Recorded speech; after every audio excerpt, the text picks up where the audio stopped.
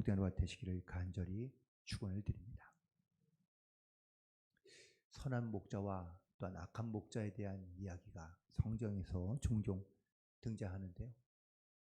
요한복음 10장에도 사꾼 목자와 그리고 선한 목자에 대한 이야기가 등장합니다. 선한 목자는 자기의 양떼를 사랑하며 자기의 양떼를 지키지만 사꾼 목자는 자기의 양떼를 지키지 아니하며 사랑하지 않는다고 말씀해 주시는데요.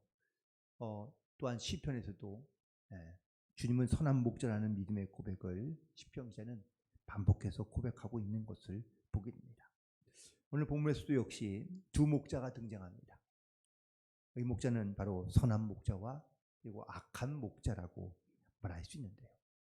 이 선한 목자와 악한 목자의 공통점도 있지만 사실 다른 점이 오늘 본문에서 등장하고 있는 것을 볼 수 있습니다.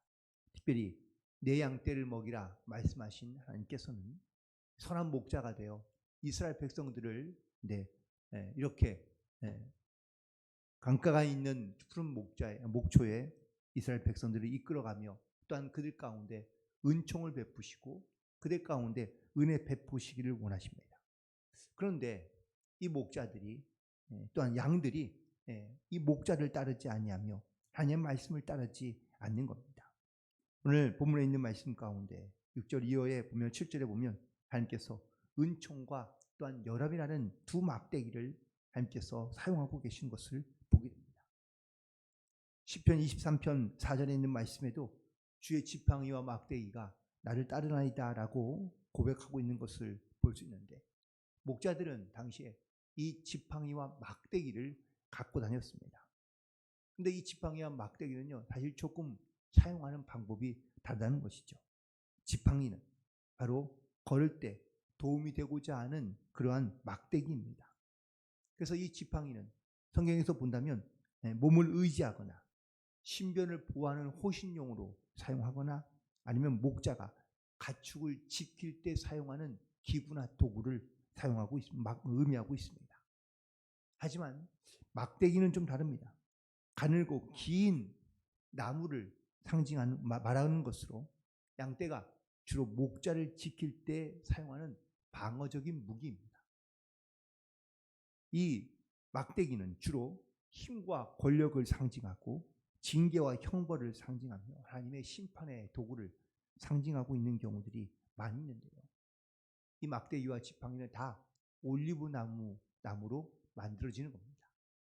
그런데 여기서 막대기는 뿌리를 이용해서 만드는 그런 것이라면 지팡이는 가지로 만드는 막대기를 이용해서 만드는 것을 말하고 있는데 둘 다 물론 무기로 사용할 수 있긴 하지만 주로 지팡이보다는 그 뜻이 뭉툭하고 뿌리로 만들어진 단단한 나무로 사용한 막대기가 주로 주변에 있는 짐승들의 공격을 막는 혹은 또 공격할 수 있는 그런 공격 무기로 주로 사용하게 됩니다.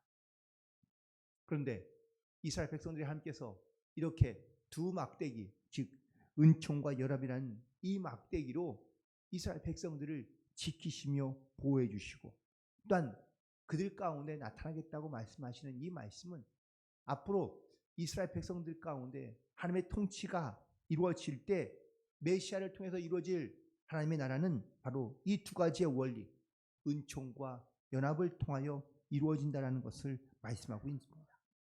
은총은 하늘로부터 내려오는 하나님의 은혜를 말하고 있습니다. 연합은 하지만 사람들끼리 수평적으로 이루어지고 있는 그러한 하나님의 축복을 말하고 있는데 이 두 지팡이가 하늘과 그리고 하늘부터 내려오는 은총과 그리고 사람과 사람과의 연합을 하나로 이렇게 세워놓으면 바로 십자가의 형상이 이루어지는 것을 보게 됩니다.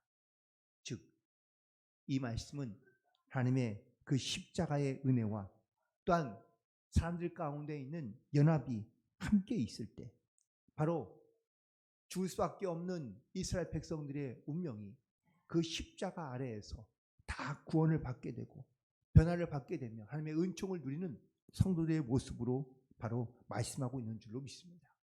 그래서 참된 목자가 오신 예수님께서 이 땅 가운데 오실 때에 예수님은 선한 목자가 되어 모든 양들을 다 구원하고 또한 그들을 은총으로 이끌어 가시는, 은혜 가운데 인도하시는 하나님의 그 사랑과 은혜가 바로 이 선한 목자의 모습 속에서 우리 가운데 나타나고 있으며 말씀하고 있는 것을 볼 수 있죠. 그런데 이렇게 선한 목자로 이 땅 가운데 오시는 바로 메시아가 계시며 하나님의 은총이 있지만 여전히 이 목자를 싫어하며 또한 이 선한 목자를 미워하는 그런 양들이 있다라는 것입니다. 오늘 본문에 있는 말씀 8절에 보니까 한 달 동안에 내가 그 새 목자를 제거하였다고 말씀하고 있습니다. 죽을 수밖에 없는 양떼를 은총을 베풀며 땅 그들 가운데 은혜 베푸시기는 그런 선한 목자가 이 땅 가운데 오시지만 그 목자를 싫어하며 또한 그 목자를 제거하는 사건이 오늘 본문에서 등장하고 있는 것을 볼 수 있는데, 근데 이 선한 이 새 목자가 과연 누구이냐 라는 것 때문에 사실 많은 성서학자들이 고민이 많습니다. 난해한 성경 구절인 것이죠. 그런데 가장 많은 학자들이 이렇게 공통적으로 말하고 있는 그러한 해석은 이 새 목자는 바로 세 가지의 직분자들을 의미하고 있다라고 주로 말을 많이 합니다.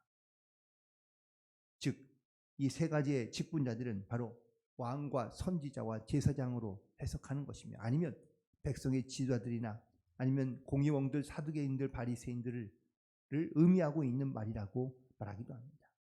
그런데 이들이 왜 선한 목자가 찾아오는 것을 싫어하며 그리고 이 새 목자를 제거하였을까?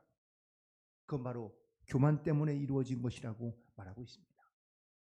예수님이 메시아가 된 이 땅 가운데 오셔서 당시 이스라엘 백성들을 이끌고 있던 서기관들과 바리새인들과 그리고 또한 레위인들을 향하여 하나님께서 말씀하신 말씀, 또한 주님께서 말씀하신 말씀 속에서 그들은 깨닫고 회개하며 주님 앞에 돌아와야 되는데, 오히려 자기의 치부를 드러내고 자기의 부끄러운 것을 말하며 자기의 숨겨졌던 거짓이 나타나게 될 때 그들이 나타나는 반응은 바로 예수님을 미워하고 예수님을 시기하고 예수님을 십자가에 못 박아 죽인 사건을 바로 그들 가운데서 나타나기 때문입니다. 마가복음 12장에 보면 한 가지의 비유가 등장하는데, 어느 한 주인이 자기의 종들에게 땅을 내주고 거기에서 농사를 짓게 했습니다. 그리고 수확할 때가 되어 그 자기의 종을 보내요. 너희들 수확한 것의 일부를 나에게 달라, 주인에게 달라라고 이렇게 요구하자 이 종들이요, 주인이 보낸 종을 잡아 죽입니다. 능욕하고 그리고 또한 그 매질을 하여 그 종들을 쫓아내거나 죽였다고 기록하고 있습니다. 이쯤 되면 주인이 분노가 생겨 그 종들을 쓸어버릴 만한데, 이 주인이 이렇게 얘기합니다. 그래, 종들을 보내니까 그럴 수 있겠지. 하지만 내가 내 아들을 보내면 내 아들은 존대할 것이다 라고 생각하며 자기의 아들을 보냅니다. 그런데 이 악한 농부들이 어떻게 말합니까? 포도원 주인의 아들이 왔으니 저 아들을 죽이면 이 포도원이 우리의 것이 될 것이다 라고 말하며 그 보내온 아들도 죽여버립니다. 그러자 이 주인이 어떻게 했을까요? 군대를 보내어 그 포도원에 있는 모든 농부들을 다 쓸어버렸다고 말하고 있습니다. 농부들은 그 포도원이 자기의 것이 될 것이라는 착각 가운데 그들은 선한 주인의 마음을 깨닫지 못하고 심지어 아들까지 보내면서 이 문제를 해결하고자 했던 주인의 마음을 모른 채 어리석게 행동하다가 결국은 모두가 다 그 포도원을 차지하지 못하고 또한 그 포도원에서 일하지 못하고 쫓겨나거나 죽을 수밖에 없게 되었다라는 겁니다. 하나님이 모든 백성을 구원하고자 사랑하는 마음을 가지고 이 땅 가운데 메시아 당신의 아들을 보내셨지만 많은 사람들이 생각하기를 저 아들이 나를 부끄럽게 하고 나를 내 어떤 싫어하는 것들을 행하며 나의 거짓을 드러내는 내 기득권을 빼앗고 싶지 않은 그러한 욕심으로 인하여 결국 예수님을 죽이고만 그 십자가의 사건이 바로 예수님께서 비유하신 악한 농부들의 비유의 사건과 매우 흡사하게 닮아 있는 것을 보게 됩니다. 결국 이렇게 하나님이 보내신 자들을 내어버리고 또한 심지어 이런 악한 마음을 가지고 살아가는 양떼를 향하여 하나님께서 내리신 심판은 과연 무엇일까? 그건 바로 방치와 내버려 둠입니다.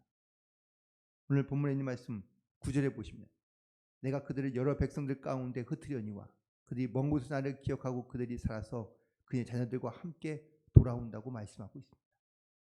여러 백성들 가운데 흩으셨고 또한 그들을 그냥 내버려 두며 또한 그들 죽는 대로 혹은 또 망하는 대로 그리고 또한 그들을 바로 배고픔 가운데 그런 서로 살을 먹는 대로 내버려 둔다라는 이 말씀이 바로 오늘 본문에 주시는 말씀이기도 합니다.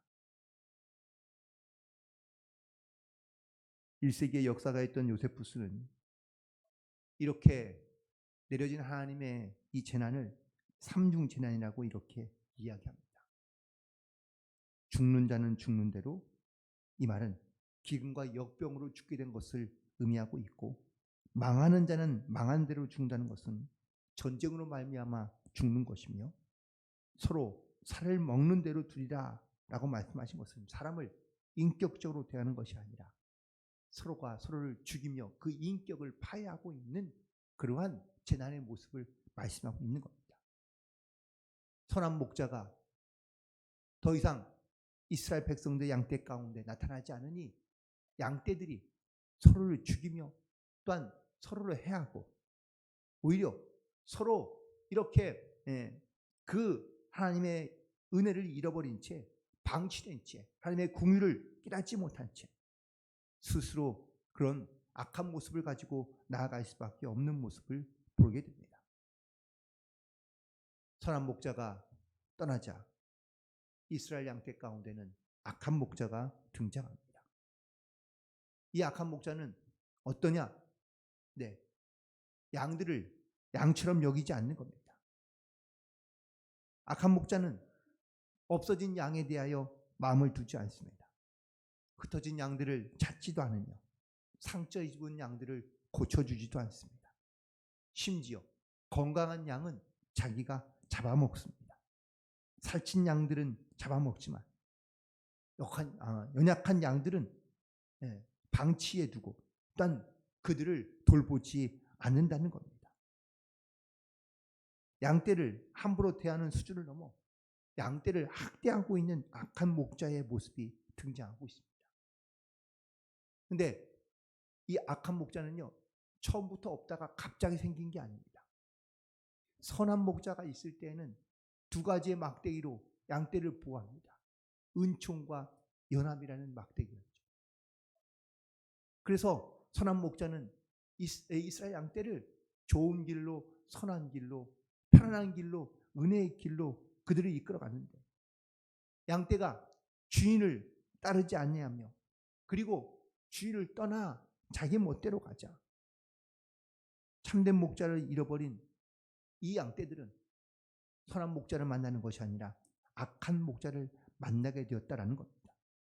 호시탐탐 이 양떼를 노리고 있던 악한 목자는 양떼가 선한 목자를 떠나자마자 바로 그들을 자기의 것으로 삼으며 또한 심지어는 이제는 양떼를 침노하여 빼앗아가며 그 은총의 막대기가 부스러지고 그리고 여름의 막대기가 깨져버린 이러한 보호를 잃어버린 이스라엘 양떼 가운데 바로 악한 목자가 등장하여 그들을 이끌어가고 있는 모습을 보게 됩니다.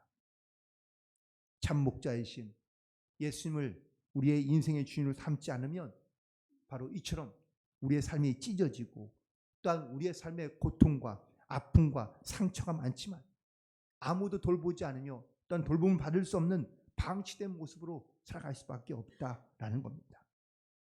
그러므로 우리는 항상 선한 목자의 음성에 귀를 기울이며 그리고 주님의 그 은총의 막대기에 우리가 순종함으로 우리가 내 삶의 진정한 주인이 바로 하나님께 있음을 믿음으로 고백하며 항상 주님의 음성을 따라 순종하며 나아갈 수 있는 그런 저와 여러분 되기를 간절히 소망합니다.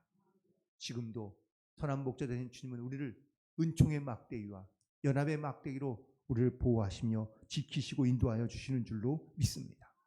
그 보호하심 가운데 우리가 한평생을 우리가 살아가게 되는데 우리의 시선이 그래서 항상 주님의 시선을 바라보며 또한 주님의 음성에 귀를 기울이고 그리고 주님께서 우리 가운데 기대하시고 원하시는 그런 하나님의 말씀과 사랑으로 우리의 맡겨진 사명을 잘 감당함으로 선한 목자 되신 주님과 동행하는 삶이 되기를 간절히 소망하며 우리가 주님을 떠나 어디로 가오리까라고 고백했던 그 시편자의 고백처럼 우리가 주님을 떠나서는 아무것도 할 수 없으며 오히려 방치와 내버려 두어 악한 목자를 만날 수밖에 없는 그러한 어리석은 가운데 빠지지 않도록 우리는 늘 주님의 음성을 또 하나님의 말씀을 따라 믿음으로 순종하며 하나님의 마음을 시원케 하고 기쁨과 감사로 살아갈 수 있는 그런 복된 성도들이 되시기를 주님의 이름으로 간절히 축원을 드립니다. 기도하시겠습니다.